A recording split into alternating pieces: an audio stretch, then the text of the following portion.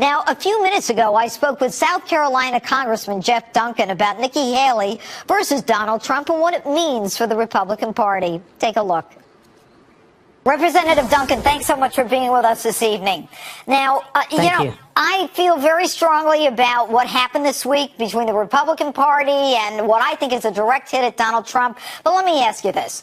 Governor Nikki Haley acknowledged that her rebuttal of the State of the Union address of President Obama in his last year as president, she said, you know, we got to stop following the siren call of the angriest voices. She admitted that her comments were aimed at Trump. Why would she use this critical time to criticize the Republican frontrunner?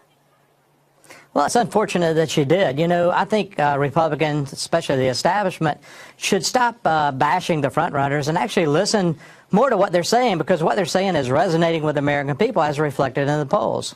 Okay, and, you know, you're from South Carolina as well, and, you know, but have you ever seen the party take shots? And make no mistake, she was chosen by Paul Ryan and Mitch McConnell. We're talking about the heavy hitters to give this State of the Union response.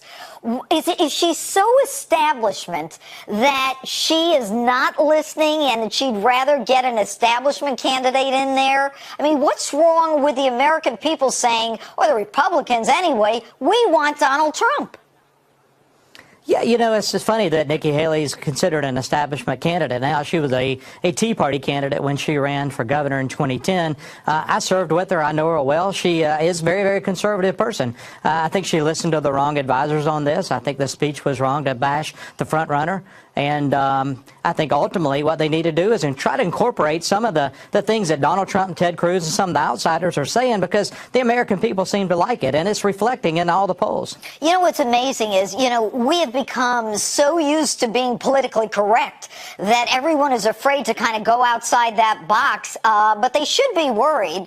You know, their jobs depend on what we, the American people, think, but that's just my comment. Now, she was seen by many as a good pick for VP. Do you think any of this has changed that? Possibly. It really depends on who wins the presidency and wins the nomination on the Republican side. We'll just see. I think she's a very capable person. She's done a great job as governor of South Carolina. She's made some missteps, but we all do as politicians, trying to govern and trying to do it in oftentimes a hard legislative process. And so we'll see who the nominee is and who they choose.